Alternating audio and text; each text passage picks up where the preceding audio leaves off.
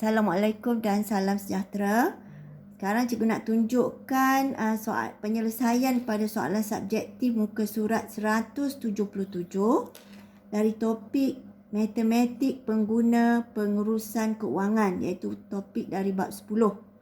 Soalan pertama, catatan berikut menunjukkan matlamat keuangan yang ditetapkan oleh Owen dalam proses pengurusan keuangan. Membeli sebuah telefon pintar terbaik, menyimpan banyak wang, melancong ke banyak negara. Ini adalah catatan Owen ya. Soalan, adakah Owen menetapkan matlamat keuangannya berdasarkan konsep SMART? Berikan sebab untuk menyokong jawapan anda. Jawapannya, Owen tidak menetapkan matlamat keuangan berdasarkan konsep SMART.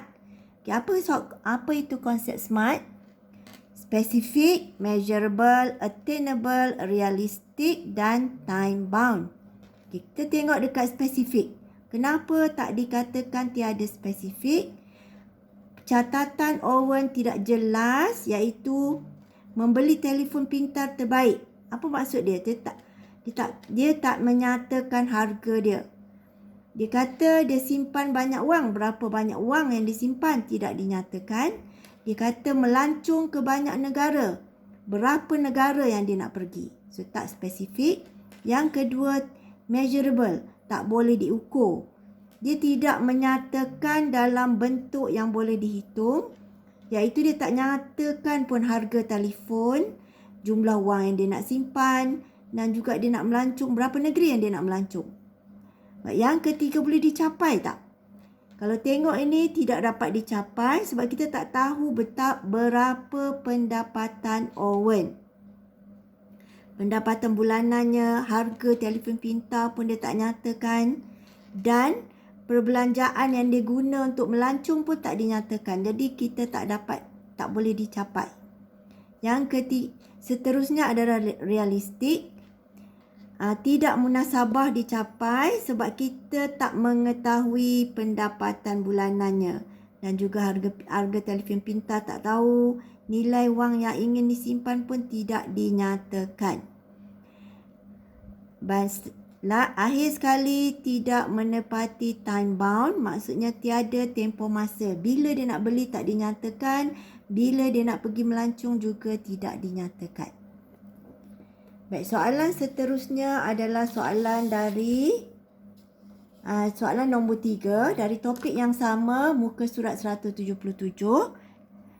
Soalan berbunyi, Brian menetapkan salah satu matlamat keuangan dengan mengatakan bahawa aku ingin memiliki sebuah rumah mewah. Soalan, adakah matlamatnya ditetapkan secara SMART? Tadi kita dah tengok SMART adalah specific, measurable, attainable, realistic dan time bound. Jadi jawapan kepada soalan ini, dia tidak Brian tidak menyatakan matlamatnya secara SMART. Jawapannya adalah tidak. Dia tak spesifik sebab tak jelas, tidak tepat. Tidak mudah dikenal pasti definisi memiliki sebuah rumah mewah.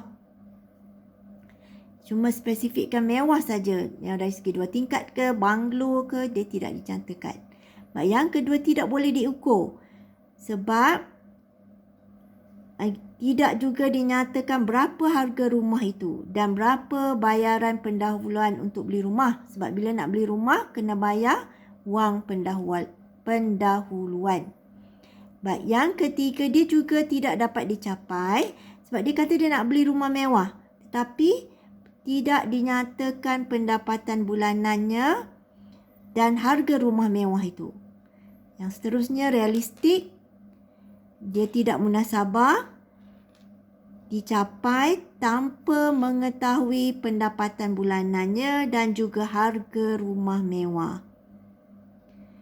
Dan dia juga tidak menepati syarat SMART yang terakhir, iaitu time bound. tidak memberi suatu tempoh masa yang diperlukan. Maksudnya bila dia nak perlu rumah mewah, tidak dinyatakan. Jadi, matlamatnya tidak ditetapkan secara smart.